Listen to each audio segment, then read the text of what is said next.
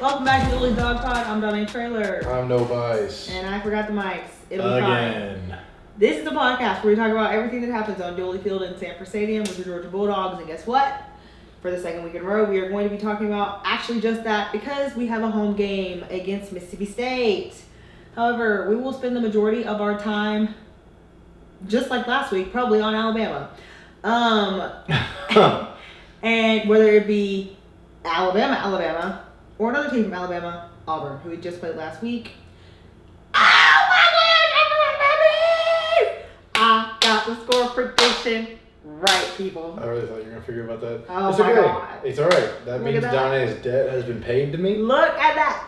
Look at that. I got it right. Donnie is back to zero in how much she owes me. Stop. I was like, this would be so cute. Stop. I was like, it would be so cute if our score was their score backwards. Look at that. Look at that. Like, what? 31-13. How cute. Anywho, so yeah, we'll have Noah's opening statement on his work experience / his game takeaway. Yeah. My opening statement. I don't know what happened.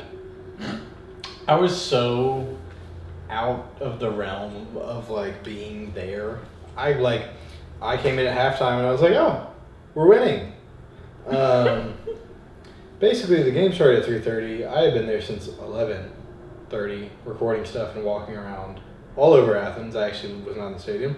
And then I went to go get another one of the interns at like 2, and then drove him and me back to the stadium and then walked in.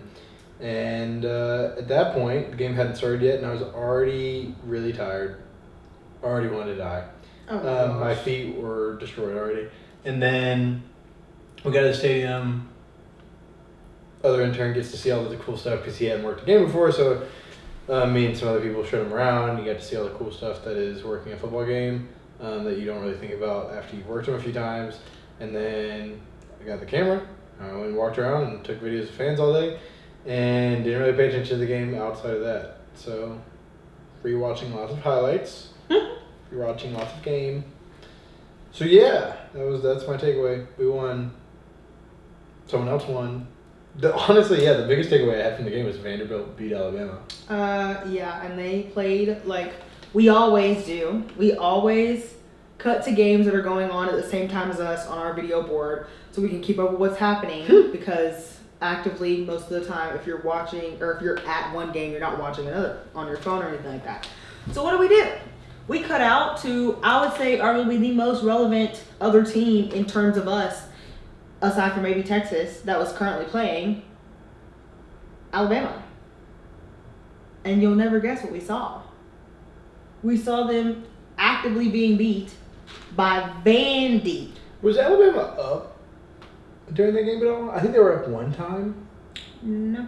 They didn't go up once, and then Vandy didn't come back. Did Vandy just hold the lead the whole time? I think so. I think, okay, from my perspective, I guess what I saw happen, Vandy was up at half, Alabama was doing their second half team thing, and then Alabama tried to come back, and then Vandy was able to continue scoring in like a similar fashion. It was like Vandy wasn't beating them down for the entire game. They were for a little bit in the sense of like more than 2 scores, but then like Alabama kept getting closer, but Vandy kept keeping it just far enough out of reach.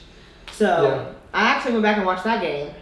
Not the whole thing yet, but I watched through the first half. From what I understand, Vandy played lights out, like perfect football. That was what I heard. I heard that originally too, and then when I went back and watched, I was like, this wasn't the cleanest game I've ever seen by any means. But I will say, one of the biggest things, so my thing is, and Chris brought this up, great point, Alabama goes from playing at home in front of 100,000 people who were cheering for them in arguably the biggest game of the century to playing at Vandy, whose stadium is under construction. So they can only like their capacity is like what some of these players' high school stadiums could hold, right? And so that's a bit of an exaggeration, but whatever, live with it. And so it's like, I don't know, Texas stadiums are big. They are, but Vandy Stadium would hold roughly 28,000 people now, which obviously in comparison to 100,000 is nothing. But like, that's what I'm saying. It's like they go from this insane environment with all this momentum and all this energy being filtered into them to as close to nothing as they're going to get. And then they have to try to like make that work or whatever. Like, I've always been the one to say, yes, it's like, to Kirby's point, let's be loud so we can disrupt the other team. But it's like, imagine if every time Auburn got the ball this weekend, 100,000 people were dead silent. Do you know how much that would mess with them? So that probably is what it felt like for Alabama. Anywho, so they go there. It's a crazy take. How? It's just, continue your point. I'm just saying, it's just such a stark difference in the environment. Yes. And so literally now they're having to try to generate their own energy. They're trying to, not that they factor in the crowd noise, but now it's like, how often do you see teams practice quiet crowds? Like, that's not a thing that you do. Yeah. Anyways, so then they go and Vandy scores on the opening drive and like just straight up ran the ball, did what they had to do. Their runs were like strong or whatever, and scored on Alabama in the first quarter, which they were one of 8 teams in FBS that hadn't allowed a touchdown in the first quarter of a game this season, right? And so Vandy, out the block, out the gate, scores a touchdown. Then Alabama's first possession of the game, Jalen Milroe throws a pass that one of the linemen for Vandy blocks or like tips up into the air, and they're like on their own 20. And Vandy DB catches it, runs it back in for a touchdown. So less than 7 minutes into the game, there's like over 8 minutes left in the first quarter. Less than 7 minutes into the game, Vandy finds themselves up 13-0. They missed the extra point. But you gotta live. So much Vandy. Yeah, but hey, they're up 13-0, 7 minutes into the game against Alabama. Which, it's like, on one hand, it's like, okay, you're only 7 minutes in, so like they have plenty of time to do what they need to do. But on the other hand, that gave Vandy momentum that they have never had before. Okay? Literally, the last time that Vandy beat Bama in Nashville was in 1976. Yeah, it was like Vandy's like 1-60 against top 5 AP ranked teams. Yeah, and they had never beaten a team that was ranked number 1 ever. Ever. And it's like, my thing with that is like, when you give a team who already had some motivation, by the way, because Nick Saban 2 weeks ago said the only place that's not hard to play in the SEC is Vandy. So, it's like they come in thinking to themselves, okay, we want to prove a point. But it's like, they're like, we know who we are. We know our team. Like, we got to be realistic. But then all of a sudden, 7 minutes into the game, you're up 2 scores against Alabama. Like, all of a sudden, you start to believe some things that you maybe never would have considered. Yeah. And that alone is enough to, like, give you what you need in order to hold off, which is exactly what they did. They beat Alabama down by any means. I think the final score, they only won by 5. I wouldn't even say, like, hold off. Because they kept scoring. It's not like they got so far ahead and just, like, played the game, like, timeout enough for, like, Alabama to not be able to catch up. They kept scoring. Yeah. When I say hold off, I meant, like, be able to consistently stay ahead. Yeah. Because, Alabama got close there for a second, but I don't think they ever led in this game. Well, it's insane. Like, obviously, it's, like, such a insane moment in college sports because even Lane Kiffin was mid-press conference and completely, like, ignored a reporter's question and had to say, sorry, I'm trying to watch this Vandy game. This is probably never going to happen ever again. And he's like, I just want to see this moment, which is fair. It's totally fair. It was literally crazy. Like, I'm like, this is all, like, coming to a close while we're in, like, post-game doing everything. Oh, that was the other thing is, like, everybody in the press conference was like, yeah, Kirby's not going to be in here until that game's over. Yeah. It's like he's definitely has it on somewhere. Well, it was literally insane because it's like, which I have been saying this for my entire life, for all 3 of these seasons that we've done this podcast for forever, and that is, you never know. You cannot go into any game having assumed you've already won, right? Because how many people have I heard this week say, oh my gosh, it's Mississippi State, like, we know we're going to win. And it's like, guess who was saying that last week? Alabama. And guess who didn't win? Alabama. And so that is my biggest thing is like you never know. You have to be like aware of that. And so literally like I'm like, we're sitting there and we're watching and we're just like, there is no way. And I've been saying since, I'm like, it would be one thing if Alabama had lost to anybody else who's unranked. Literally anybody else. Like, it would have been crazy. Like, still, I would have lost my mind. Still, the fans would have lost their mind if we, especially after what happened in our game the week before, cut out to Bama being down to anybody.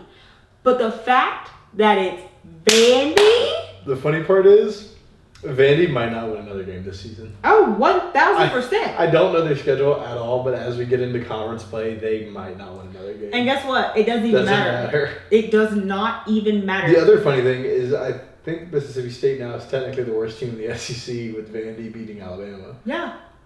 Which technically they already were because they lost to Toledo. But but even still, you cannot assume that we're going to win. Like, you never know. I mean, yeah, we can't assume that, but, like, you know, we were watching highlights of Mississippi State games before this, and it's like, their quarterback's not bad. Like, he made some solid throws on the run, like, off balance. Their running back's not bad. It's like, we saw their running back score a 1-yard touchdown. We did see that. But it is also, you know what? I should have put them as the most annoying fans in the SEC.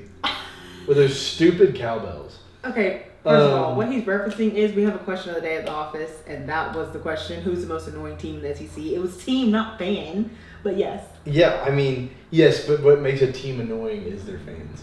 I think most people would say us outside of our fan base, but it's got to be Mississippi State with the bells. Anyway, quarterback looks fine, running back looks okay, but it's like they just keep losing, and they really are bad, like significantly. Yeah, they have one win. Who have they won? Who have they beat? It's going to be like some top 10 powerhouse or something. Mississippi State. But anyway, yeah. Year. So, you know, I have high hopes going into the week. The other thing is when we play these teams, we never blow them out. It's always like, who'd they beat? Eastern Kentucky, first game of the season. They probably thought, oh my gosh, we're about to be so great. Eastern Kentucky. The green E. Is that what the logo is? Is it like a massive green E? No. What is it? It's a dude in a cowboy hat. Oh, let me see. It's small.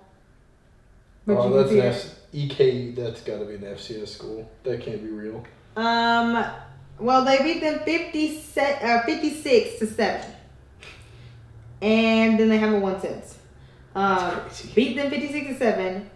Arizona State beat them 30-23. Toledo beat them 41-17.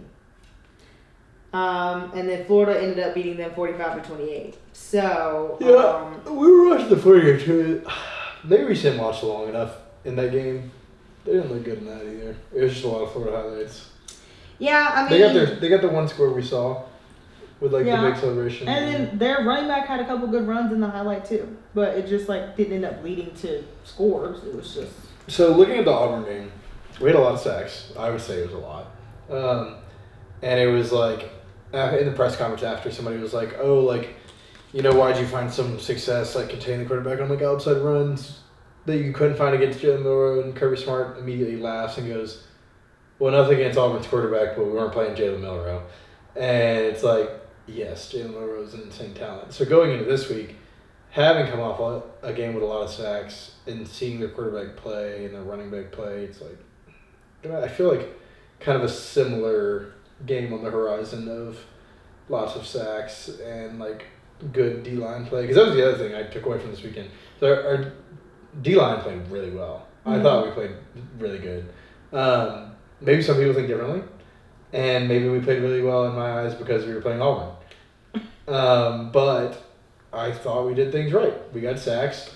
We got to the quarterback. We pressured the quarterback and forced him into situations that made him less successful, which is all we can really ask for from them. And then, first, I feel like I need to talk about this. Nas hurdled the center on a field goal attempt by Auburn. That surprised me watching the game back. I didn't see that. So yeah, going in, taking away from what happened last week, good D-line play, going into this next week from what we've seen, probably another week of good D-line play. just kind of based off of what I've seen from Mississippi State in their highlight reel. That was really just a highlight reel of the other teams, and then Mississippi State is a placeholder on the other side. Yeah, no, I mean, like, my biggest concern, and honestly, the timing of when we're playing them is excellent because of what just happened. Because my biggest concern going into this game, still, but definitely originally, is that we like write it off because we say like, oh, we know we're gonna win, and then we like underperform severely, and then anything can happen. But it's like if I'm Kirby, and we're even halfway slacking off this week at practice and whatnot, I'm like, what just happened? And they have a very vivid, recent, relevant reminder of what can happen if you just, not saying again that Alabama kind of went that game thinking that they already won it. The other thing is like, talk about lightning in a bottle with Vandy, like, oh yeah, doing that. But still, God. It could happen at any point. I mean, lightning in a bottle with Vandy beating Bama, but lightning in a bottle 4 other times the same day?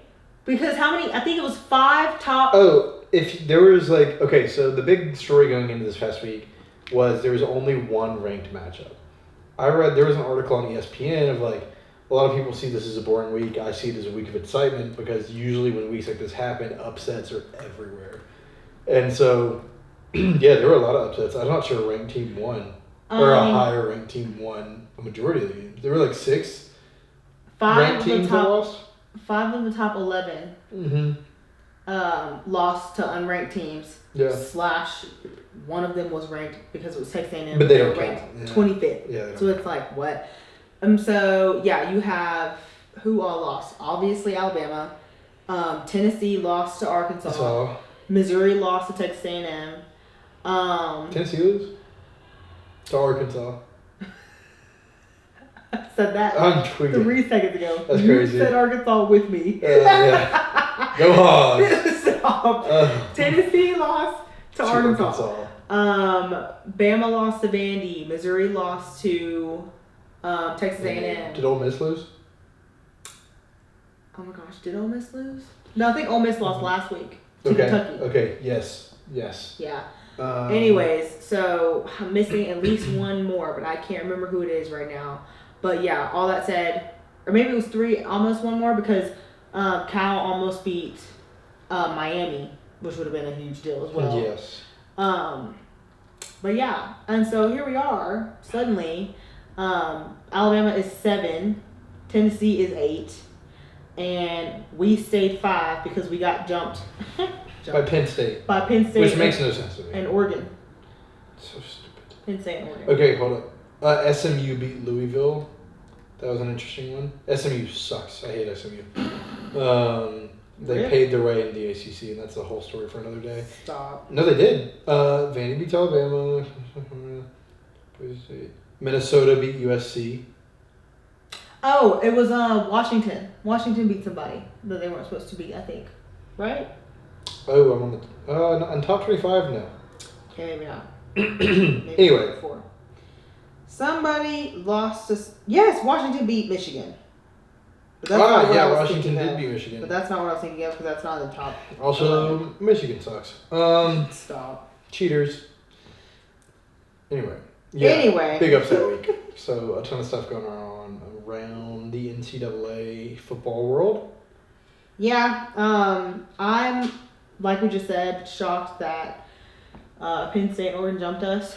But, at the same time, I get it because they have undefeated records. I know. So it's we played, the team we played, who barely beat us in a game that they should have blown us out in because of how bad we played in the first half, but let us get back in the game. You ranked them first the week after that game. And so, arguably, we played the top team in the country. We barely lost. We dropped to 5. These other schools haven't played. The AP poll is dumb. And what happens? They jump us because their season's undefeated. It's like, hello. That said, Didn't Vanderbilt lose to Georgia State? I don't know. There was something, it was Vandy beats Alabama. Georgia loses to Alabama. or like and it's like this weird train, but Vandy loses to Georgia State, Georgia Tech beat Georgia State, Georgia Tech is better than Georgia. It was like a post like that. Yeah. So, oh my gosh, you made me forget what I was about to say. No. Oh, Ohio State and Oregon play each other this weekend. So that's 2 versus 3 now, which is part of the reason why I think they might have done what they did, because that is exciting. That it's is exciting. 2 versus 3. That's gonna make money. And it's also gonna drop somebody out of the way. So we, assuming that we win, which you cannot do, but just we probably will stay 5. We'll win and go to 6 somehow.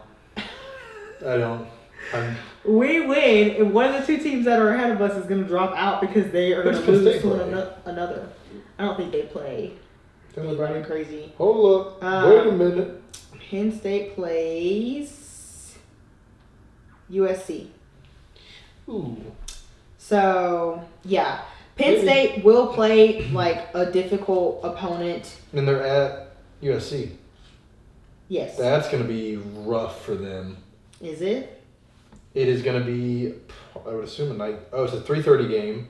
So it'll be like a night game for Penn State. Because you're going across the country for the game. So it's you lose time. It'll be late, really late, like a night game for them. And then 6:30. Yeah. And then they have to like play in Los Angeles. I don't know. Usually that's the weird thing with the Big Ten, like reorganizing itself as a conference. Because it's like you have to travel so far now. In 2 weeks, is that right? 1, 2. No. Penn State has a bye week next week. Okay. So I'm interested. I think USC will win that game. In 3 weeks, this weekend, you think USC is going to beat Penn State? Yeah. I'll take that. Love that. Love Analytics agree with that, technically. You're making that up. Click on it. I will in a second. Click on it. 52% chance to win USC. In 3 weeks, Penn State plays Ohio State. God, Penn State is screwed. So they play Ohio State. That just, again, means they're going to play somebody who's like a real caliber team. And again, we'll probably go up. Yeah, that's back to you. Assuming that we beat Texas. Click on the game. We have to beat Texas. Click on the game. Clicking on the game. Go down to the analytics.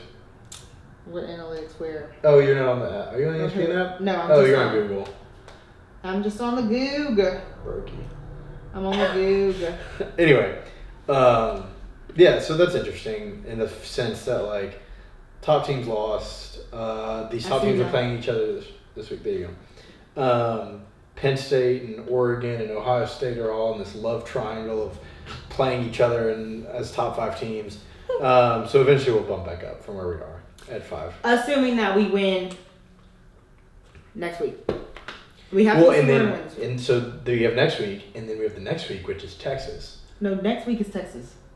Or this week, and then next week is Texas. Yeah. Sorry, I was thinking of like last week. Anyway, this week, and then next week, Texas. So yeah, we need to win this game. I think we need to win every game for the rest of the season because we decided to script against Alabama. But we have to go to Austin and play against UT in 2 weeks. So that's it. That's kind of a bigger game. So I guess that's another reason to view this week as a trap week. You start focusing so much on the Texas game, you forget there's a game this week you have to still play and win. But Mississippi State's 1-4. I'm not worried. That's what Bama said last week. You know, I don't. Again, we do this thing where we go to like South Carolina last year or Missouri 2 years ago. We have these games where we do this stupid stuff, and luckily, we usually don't do it at home, and so I think that's going to play to our benefit this time. That's the other thing with Alabama. Alabama was in Nashville. They were not in Tuscaloosa. So I think for us being in Athens, yeah, I think we'll have another game, you know? That's a point that a couple other people have made when I've been like, y'all, what just happened? We got to take it serious. Track games are just so much harder to happen at home. Yeah, they're like, it's a home game. Like, that's the biggest reason why they're like, we're going to be fine. But according to Kirby, it doesn't even matter if it's a home game because our fans were so quiet that. Oh, didn't want to start on that, man. He hates the fans. Stop. Hates them. Anyways, yeah, no, that was crazy. But we'll see how loud they're going to be for Mississippi State. Score predictions. Have we talked about everything we were supposed to talk about? I think the flow is really good today. We're just like bouncing all around. What else we got? We talked about Mississippi State. We talked about Vandy, Alabama. We talked about Auburn, Georgia. And we slid in Kirby hating the fans. We talked about everything else that happened this past weekend across the board. Yeah. And we talked about stuff happening in 2 weeks. And we talked about this week where you think USC is going to upset Penn State. Upset Penn State. It's It's not upset. USC is not ranked. It doesn't yeah, matter because what the they lost to percentages Washington. say. It doesn't matter what the percentages say. Because they They're not lost ranked. and the ranks don't matter. And obviously. Penn State is 4 in the country. And the ranks don't That's matter. a huge thing. Vandy beat number 1 in the country. Which to that point, stop. You're so annoying. Anyways, to that point of the rankings not mattering, the rankings not mattering, the rankings not. Is that a word? The rankings do not matter. Yes. But is mattering a word? Anyway, the fact that, like, what's so crazy now is we don't even have to, like, as much as it's like, I want to be number 1 in the country because, of course, I mean, I was going to say who doesn't, but, like, Kirby probably doesn't. He doesn't like when we're number 1 because he's like, it gives us nothing to reach for. Anywho. National championship, try that. Well, my thing is, it's like you don't even need to be number 1 in the world anymore. You just need to be number 1 in your conference. Yeah. And so, 1 or 2. And so that's what's so crazy is like, for example, do you know who's number 1 in our conference right now? Texas? Nope. Missouri? Nope. Wait a second. Thinking of teams. Vanderbilt? Nope. Can't be South Carolina. It Nope. can't be Kentucky. Nope. Can't be Ole Miss. Nope. It can't be Alabama. No. It can't be Texas. No. It can't. Is it Texas A&M? Yes. Oh my God. I was like, you're gonna name every single team in the conference except for the one who it is. I know. I was trying to go like in Oh my my head. God. I was like going through. I was like, who's in the SEC? I knew it wasn't Florida. I didn't have to say that. Yeah, no. So Texas A&M is technically number 1 right now because they played one more conference game than everybody else, and they haven't lost because they Okay. beat Missouri when they weren't supposed to last night. Okay. Or not last night, when it was. And so they are undefeated in the conference. Okay. I think they're aside from Texas, the only undefeated team in the conference, but they've played one more conference game. And Imagine if we went out and Alabama loses another game and we end up playing Texas A&M. Imagine this. Imagine it's Texas A&M in the freaking SEC championship. How crazy would that be? Texas is really good. I'm really curious to see how they play against tougher teams going into like late into the season. Well, they play Oklahoma this week, right? Well, yeah, but the thing is, I think part of the SEC that is so tough is when you get into conference play, your team is so banged up by the end of the year.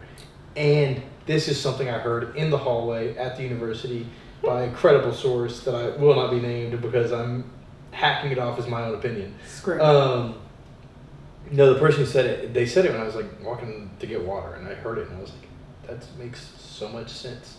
And their whole point of like why NIL transferring is like bad for college football, or not necessarily bad for college football, but bad for college football as we know it, turning into this new era of college football, is that it destroys the sophomore depth. And that it's like you have freshmen coming in who are this new class learning it. You have juniors who are like earning their place, and top guys are going to the NFL after this year. And you have seniors and like super seniors who are like obviously playing in the team. But a lot of sophomores go to a school, or freshmen go to a school, realize they don't like it, into their sophomore year transfer. So teams aren't having as much sophomore depth as they've had in previous years. So that's where we're seeing it as like, I think Kirby talked about how we're just not as deep as we used to be. And like that's the thing with like I think teams all over the NCAA is that teams don't have as much depth because it is way easier to go, well, this school is going to pay me this much money. Let me just transfer here. I'm not getting play time at the school I decided to go to anyway. We're not playing how I want to play.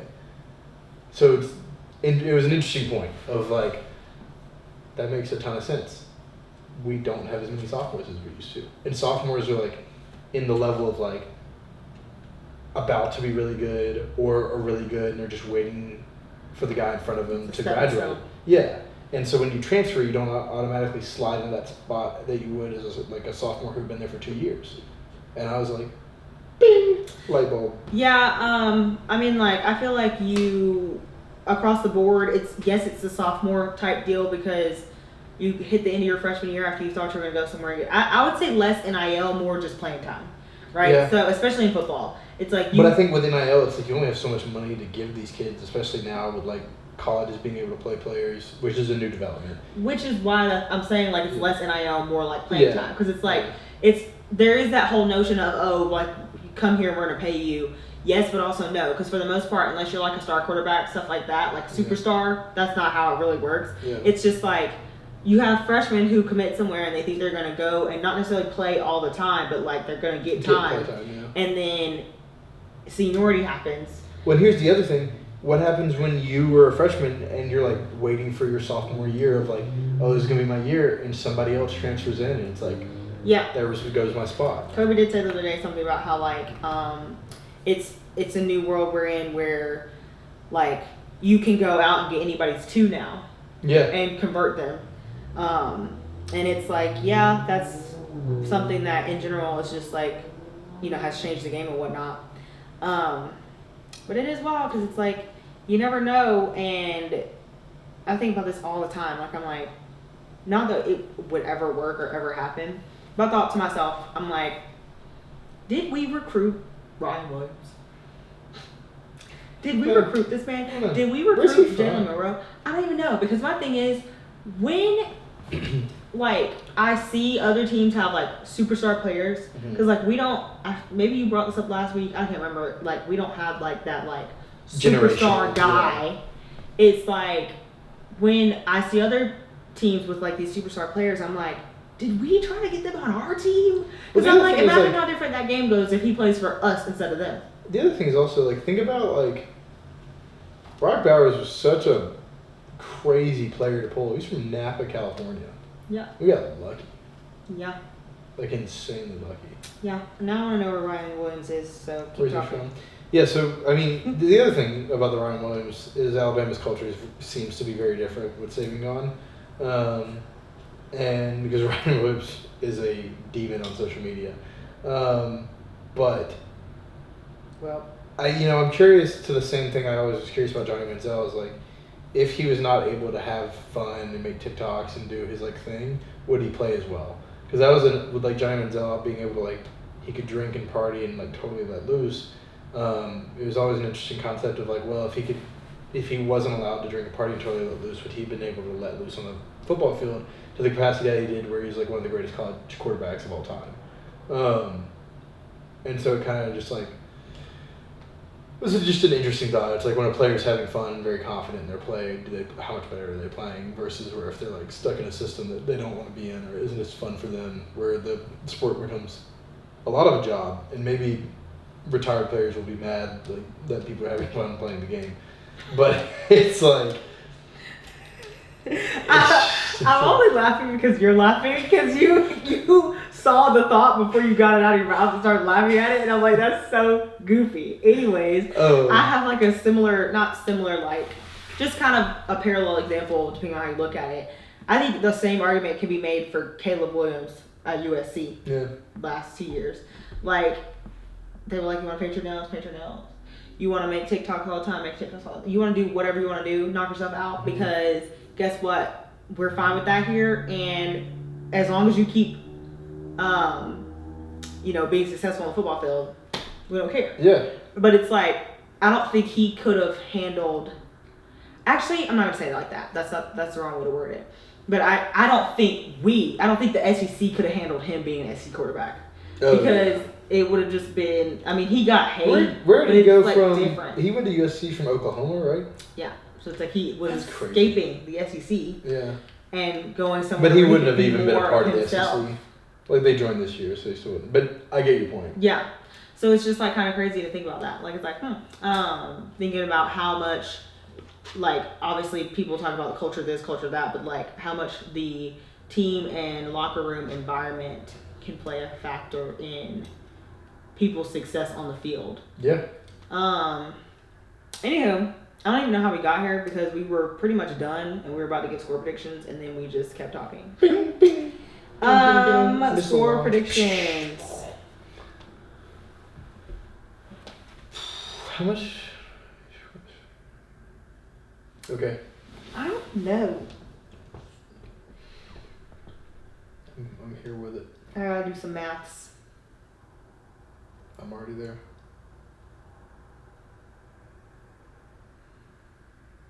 I think the spread is 35.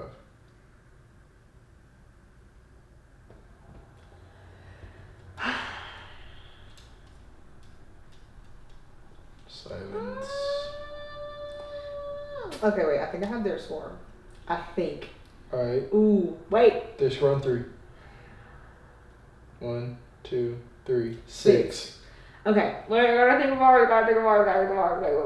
Wait. Okay, hold on. My brain won't do math. Okay. Journalism major, guys. Degree in journalism. Okay, I got ours. Okay. Ready? 1, 2, 3, 38. 41. No, we were so close. Dang it. I thought it was gonna happen. No. I thought it'd be close. I added one more field goal, which I honestly think is a mistake. Hold for sound. Ambulance. Excuse the ambulance. Anyway. Yeah, no. I added one extra field goal. Sucker. Shouldn't have. We'll see. Okay. If you get the score Friday next week, I'm quitting. Oh my God, you know how funny that would be? We come back next week and it's just me, and I'm like, well. Just you, no mics, no Remember camera. what was said? No mics, no camera. Remember what was said? Standing on a phone. Anyways, this has been a very chill episode of Dooley's Dog Pod, where we just kind of go with the flow. I'm Donnie Trailer. I'm nobody's. And we will talk to y'all next week, where we will start preparing to stress about Texas. Noah packs his bags and heads in enemy territory. Anemone territory. What the heck is going on? Anyways, yeah, so, yeah, wait, are you going to Texas? Yeah. Oh my God, how fun! Okay, anyways, we will talk to y'all next week. Bye.